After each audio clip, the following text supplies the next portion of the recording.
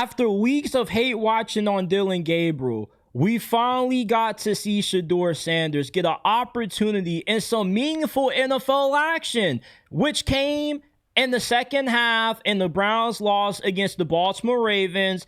And Shedeur, he looked like how a rookie quarterback with no preparation on a trash team against a team that has a Super Bowl caliber roster will look like. He was struggling for the majority of the time that he was out there. He went 4 of 16, 47 pass yards, 1 interception, but he did have a very promising final drive in this game when he threw a 25-yard dart to Harold Fannin, which may be one of the longest passing plays that the Browns offense has had in over a month. And he put the Browns in scoring position. He also threw a beautiful dime in the end zone to a receiver that ended up having the pass broken up out of his hands. Shedeur showed a lot of promise in his final drive and his official debut in the NFL. And even though overall it wasn't really that pretty, one game doesn't define a player. Will Levis in his debut for the Titans against the Falcons, he had 4 touchdowns and no interceptions. And then he turned out to be ass. Drew Lock went 4-1 in his rookie season as a starter, and he's a backup. Jalen Hurts, when he came in his debut as a rookie, replacing Carson Wentz, he went 5 of 12, 109 passing yards, 1 touchdown and an interception. And he's a Super Bowl MVP along with being a Super Bowl champion. Bo Nix last year in his first start in the league, he threw 2 interceptions, no touchdowns. He looked dreadful. And now, a year later, he has the Broncos, front runners to get the 1 seed in the AFC. One game does not define how a player's career is going to play out. Yes, you have a few guys who came out and had instant success right away despite having no practice time with the starters, like Justin Herbert when he was named the starter 30 minutes before kickoff years ago against the Kansas City Chiefs. Brock Purdy when he came in replace of Jimmy Garoppolo against the Miami Dolphins, and he eventually went on to lead the 49ers that year to the NFC Championship despite starting that year out as the 4th-string quarterback. Going into camp, he was Mr. Irrelevant. He was also on the team that had one of the best offensive minds that the NFL has seen. He also was on a Super Bowl caliber roster. Justin Herbert had a way better team than what Shedeur Sanders currently has right now. Shedeur looked like how a rookie quarterback with no practice time with the guys he was on the field with will look, especially with how aggressive the Ravens defense started to play once they saw Shedeur in. They smelled blood in the water. They were like sharks. They were like hounds. Every time Shedeur snapped the football, there was a guy flying in his face.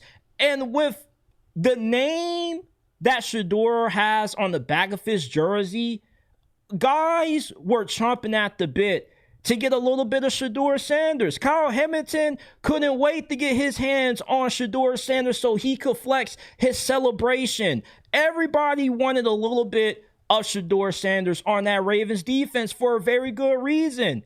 Baptism by fire.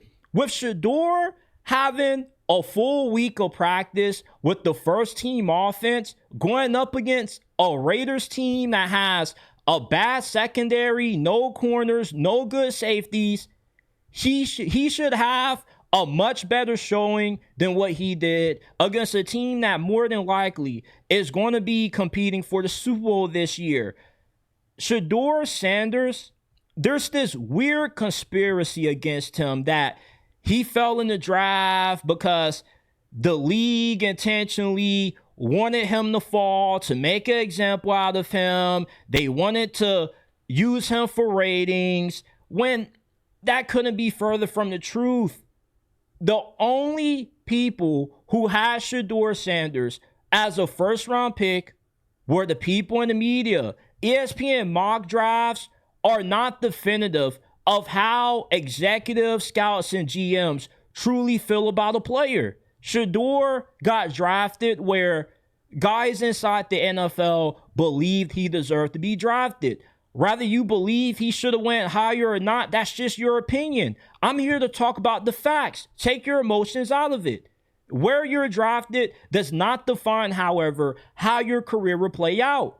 The Browns aren't intentionally trying to sabotage Shedeur Sanders. Kevin Stefanski doesn't want to get fired.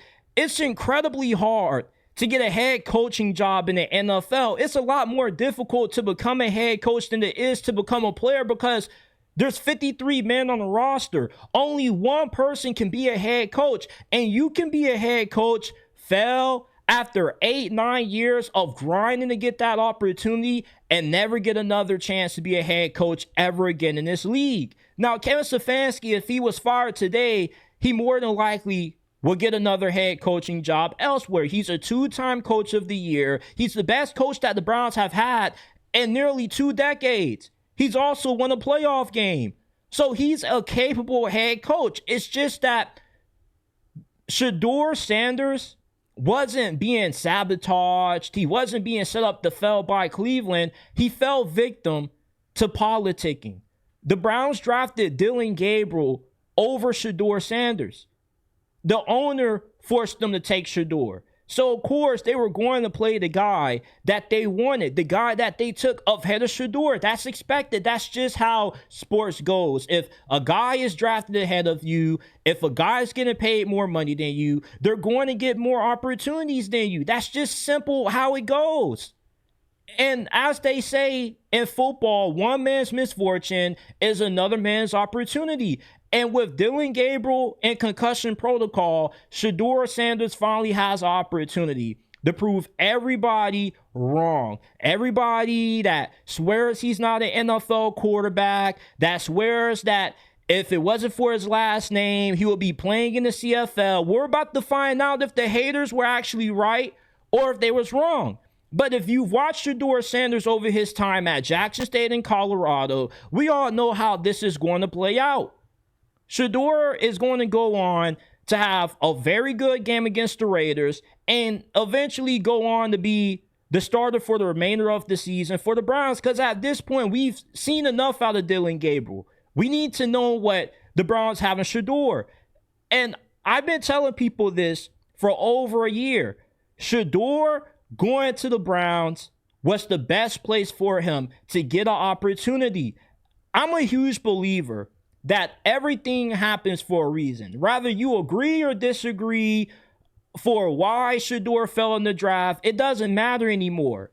Now he finally has an opportunity on the team that has a solid group of weapons for him to throw the ball to. He has Jerry Jeudy, Harold Fannin, Cedric Tillman. You got Quinshon Judkins in the backfield at running back, and I have him on my fantasy team. And I've been holding on to Quinshon Judkins for this opportunity, for this moment right here, because now with Shedeur in that quarterback, with him actually being able to push the football more than 5-10 yards downfield, defenses are going to have to respect the pass now, which means that guys won't be able to just load and cram the box and shut down Quinshon Judkins.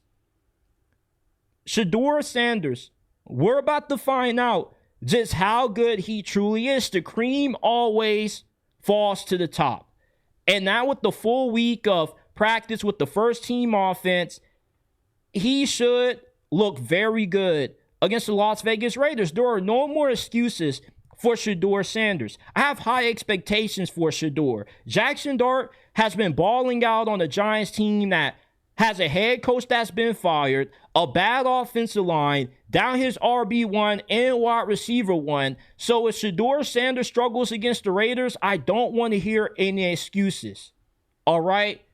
It's time for Shedeur to be legendary. And if you're saying legendary, I expect you to look like it when you finally get your opportunity.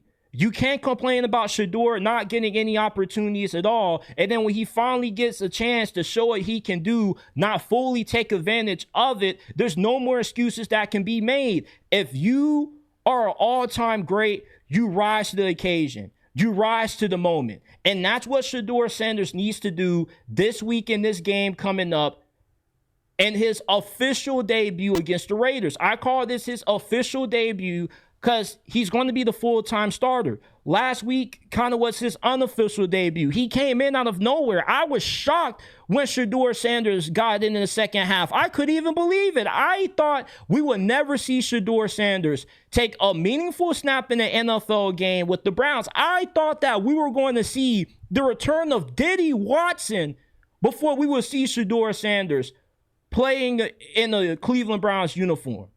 So I'm expecting a lot out of Shedeur Sanders for a very good reason. He had an incredible college career. And if he truly was underdrafted, then he's going to prove everybody that doubted him, everybody that passed on him wrong this week coming up. Because that's what great players do. When they're doubted, when they're counted out, they come out and they prove everybody that doubted them wrong. And that's what I'm expecting out of Shedeur Sanders. I'm not having these high expectations for Shedeur to be ignorant, to be a hater. I have these high expectations because the player that I saw in Colorado, I felt should have been at least a second-round pick or higher. And I expect for Shedeur to have a Dak Prescott, Kirk Cousins, or better kind of career in the NFL.